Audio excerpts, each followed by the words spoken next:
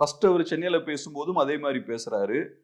பேசுறது மட்டும் கிடையாது. இபிஎஸ் அவர்கள பேச அலோவ் பண்ணல. அவர் மட்டும் தான் எல்லாம் பேசுறாரு. இபிஎஸ் அவர்கள் குவைட்டா இருக்காரு. ஸோ ஸ்டேஜ பார்க்கும்போதே நாங்க தான் ஃபுல் கண்ட்ரோல்ல இருக்கோம் அப்படின்ற ஒரு தோற்றத்த அவர் ஏற்படுத்துறாரு. அதனால நான் சொல்ல வர விஷயம் என்னன்னா, அதிமுக பலவீனமா இருக்கிற மாதிரியான ஒரு தோற்றத்தை ஏற்படுத்துறாங்க. நாங்க தான் இங்க ஃபுல் கண்ட்ரோல்ல இருக்கோம். நாங்க தான் இந்த கூட்டணிய லீட் பண்றோம். எங்க கிட்ட தான் அதிகாரம் இருக்கு அப்படின்ற ஒரு தோற்றத்த அவங்க மக்கள் மத்தியில கிரியேட் பண்ண முயற்சி பண்றாங்க. இது இந்த கூட்டணிக்கு நல்லது கிடையாது. இப்ப திமுகவே எடுத்துக்குவோம். திமுகவை பொறுத்தளவு இன்னைக்கு ரொம்ப ஸ்ட்ராங்கா இருக்காங்க. அங்க இருக்கக்கூடிய சின்ன சின்ன கட்சிகள்லாம் இருக்கு இல்லையா? அந்த கட்சிகள்லாம் ஒரு 10 வருஷத்துக்கு முன்னாடி இருந்தத விட இன்னைக்கு ரொம்ப பலவீனப்பட்டு போயிருக்காங்க. மதிமுகவா இருக்கலாம், கம்யூனிஸ்டுகளா இருக்கலாம், காங்கிரஸா இருக்கலாம். எல்லாருமே ரொம்ப வீக்கா தான் இருக்காங்க. திமுக நினைச்சாங்கன்னா அவங்களோட சீட்ஸ கம்மி பண்ண முடியும்.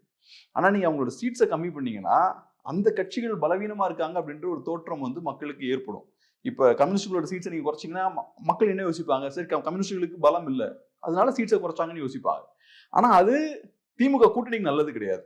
திமுக கூட்டணி நல்லா பெர்ஃபார்ம் பண்ணணும்னா, திமுக ஸ்ட்ராங்கா இருக்கிற மாதிரியான ஒரு தோற்றம் இருக்கணும். அதே மாதிரி கூட்டணி கட்சிகளும் பலமா இருக்கு அப்படின்ற ஒரு இமேஜ் அவங்க கிரியேட் பண்ணணும். அப்பதான் மக்கள் கூட்டணிக்கு வந்து ஓட் போடுவாங்க. அந்த கூட்டணி கட்சிகள் கண்டெஸ்ட் பண்ணக்கூடிய இடங்கள்லயும் ஓட் போடுவாங்க. அதே லாஜிக் இங்கேயும் அப்ளை ஆகும்.